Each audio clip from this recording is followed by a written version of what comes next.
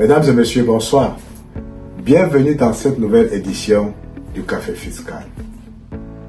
Après avoir travaillé pendant des années pour des personnes, pour des entreprises, arrive un moment où on dit stop, où on veut se mettre à son propre compte, où on veut être chef d'entreprise, où on veut manager. La question qui se pose de manière régulière est de savoir comment. Quelle forme juridique? La question de la forme juridique, la question du choix de la forme juridique est une question cruciale. La loi prévoit deux types. La société des personnes morales et la société des personnes physiques. En ce qui concerne la société des personnes morales, la forme juridique la plus en vue est la société à responsabilité limitée GmbH en Allemagne. En ce qui concerne la société des personnes, la forme la plus en vue est l'entreprise individuelle.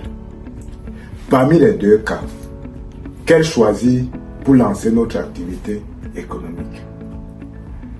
Dans le cadre de cette émission, nous devons donc vous faire cas des avantages et des inconvénients de chaque cas et en faire des recommandations. Pour ce qui est de la société des personnes physiques, c'est-à-dire l'entreprise individuelle, elle présente des avantages au niveau de sa création. Elle ne nécessite pas de frais majeurs. Et c'est une forme de société qu'on peut créer très rapidement. Son inconvénient, c'est au niveau de la responsabilité et des risques. Étant donné que l'entrepreneur individuel prend l'initiative, il supporte le risque. Le risque et la responsabilité dans l'entreprise individuelle s'étend au patrimoine privé de l'entrepreneur. Ça veut dire que l'entrepreneur de l'entreprise individuelle est solidairement et indéfiniment responsable du passif de l'entreprise. Au niveau fiscal, l'entreprise individuelle n'est pas imposée en tant que structure, mais c'est l'entrepreneur qui paye l'impôt. Ceci dit, en fin d'année, lorsqu'on détermine le résultat de l'activité économique et distribue les bénéfices, c'est sur le bénéfice de l'entrepreneur que l'impôt est prélevé. Et un barème progressif est appliqué à ces bénéfices et le taux le plus élevé pour les montants le plus élevés en Allemagne est de 45%. En ce qui concerne la société des personnes morales, c'est une société dont, en ce qui concerne les avantages, est fiscalement avantageuse, puisque le taux d'imposition va de 14 à 30%.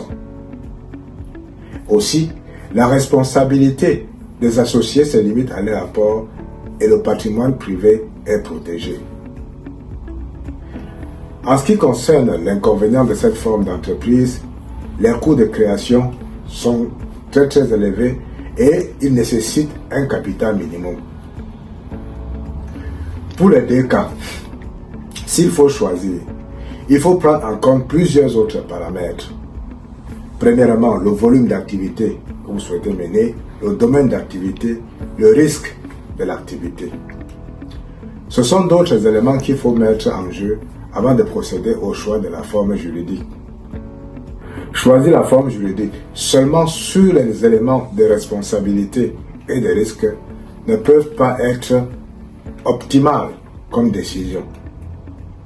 Pour tous ceux qui souhaitent créer leur entreprise en Allemagne, pour tous ceux qui sont fatigués de travailler en tant que salariés, si vous avez envie de créer votre entreprise, notre structure est disponible pour vous accompagner, pour étudier les différentes possibilités sur les cas de formes juridiques existantes et vous faire la proposition d'une forme juridique adaptée et acceptable pour votre activité économique. Je vous remercie et à bientôt.